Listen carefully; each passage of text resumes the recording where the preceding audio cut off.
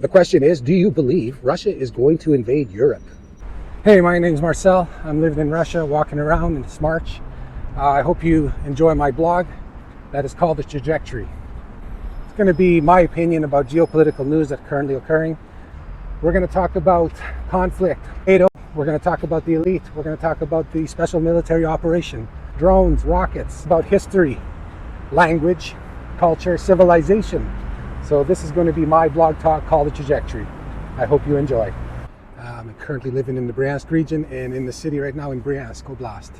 I want to talk about NATO, and I'm going to express its official position with regards to the Russian Federation and the conflict in Ukraine. So the North Atlantic Treaty Organization has a website, and it has an article called Setting the Record Straight. And it's about debunking Russian disinformation on NATO. And I'll start by reading what they say. Russia's illegal war of aggression against Ukraine has shattered peace and stability in Europe and gravely undermined global security.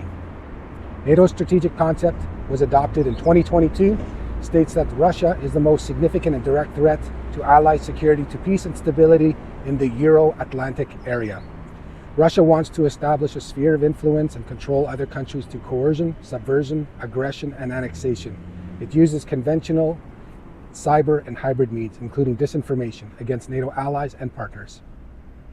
NATO does not seek confrontation and possess no threat to Russia. The alliance will continue to respond to Russian threats and actions in a united and responsible way. We are strengthening our deterrence and defense, supporting our partners, and enhancing our resilience. This includes calling out Russia's actions and countering disinformation. And so the rest of the article provides statements that they say is Russian disinformation with their response, and in fact claiming that it destroys the myth that is created here. So, setting the record straight. Well, debunking Russian disinformation on NATO. Let's just say that there has been no better and successful country than Ukraine with propaganda at the start of this conflict. It was so well done that the Russians didn't even have a chance. Russia's illegal war of aggression. Well, all wars are essentially illegal, so that's kind of a mute statement. And as far as this article talks about a strategic concept starting in 2022, well, it fails to recognize that the conflict is much older than that, and the war that they speak about started back as early as 2014, after there was an aggressive change of government in Ukraine. But it was not done by elections, essentially. It was done posthumously after, with elections. Petro Poroshenko, I believe, and then subsequently Volodymyr Zelensky we have now. But let's just say that from 2014 to 2022, there was definitely a war going on in the Donbass, Lugansk region, and they were very much in favor of the Russian Federation taking those territories under its federation, because mostly their language rights and their ethnicities would be better protected from forces that were originating from the western side of Ukraine. So the shattered peace and stability of Europe, essentially, that they claim gravely undermined global security, was long shattered before 2022.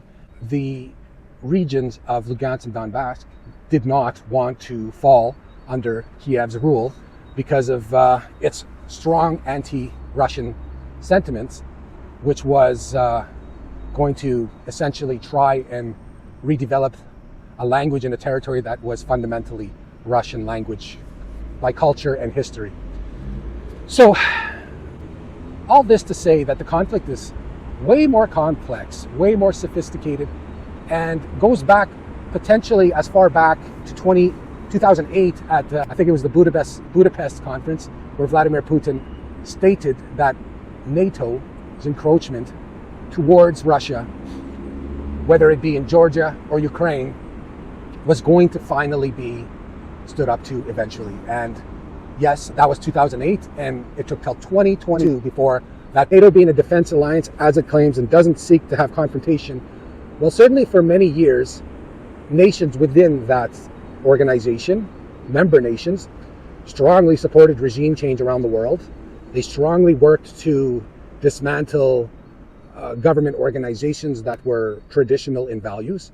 They worked through social media, they worked through NGOs, they worked through many types of philanthropic large organizations like Open Source Society. And this was very obvious to me. The different regime change operations were starting to really concern countries. So there's a lot of hypocrisy here. And NATO, in its essence, is not an organization that is of any one, like it's like a conglomeration of nations that in themselves have different interests, participate, while they claim to have a very united front and has expanded significantly through the years with this idea of it being a defensive organization. The nations within it, as you see the conflict in Ukraine turn to a situation where Ukraine is really not going to survive much longer unless it has complete financial support from foreigners. All this support coming from these different nations, and none of them have claimed declarations of war against Russia and claim to be innocent in terms of like passing on their resources to Ukraine, whether it's financial and militarily. They're definitely directly involved. So it debunks this whole idea that NATO as an organization and the nations within it are so innocent. They're not. They're definitely involved, and they're definitely a supranational organization that supersedes individual democracy's sovereignty. So nations right now have a decision to make whether they are going to believe the propaganda that Russia is likely to attack all the way into Europe. And if they believe that, then unfortunately, every nation within the NATO organization is going to have to increase its defense budgets, pulling money away from social programs. And that is going to significantly further indebt each one of those nations, and the quality of life is no doubt going to go down. So the question is, do you believe Russia is going to invade Europe? Is Russia going to attack Europe? Well, I would say that that depends really on NATO and its member allies and those who are supporting Ukraine against Russia.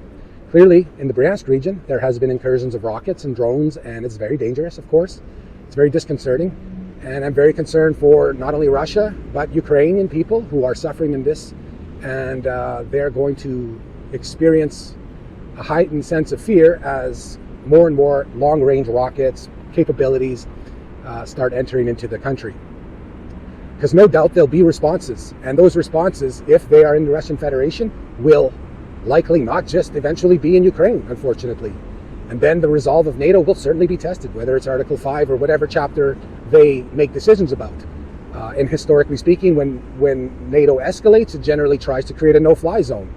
So, you know, there's a trajectory going into that direction, and I find it very concerning right now because there's no clear answer as to how destructive it will get in the world before real politics begins to commence, conversations and diplomacy engages. And keep in mind all the terrorist activities that have occurred. NATO intelligence gave Russian information that there were likely going to be attacks, so they knew that attacks were imminent.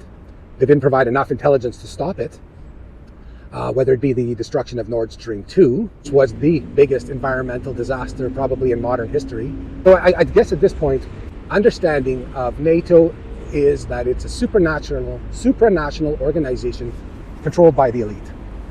You cannot take a stance against the current trajectory of war that Europe is beating its drums about.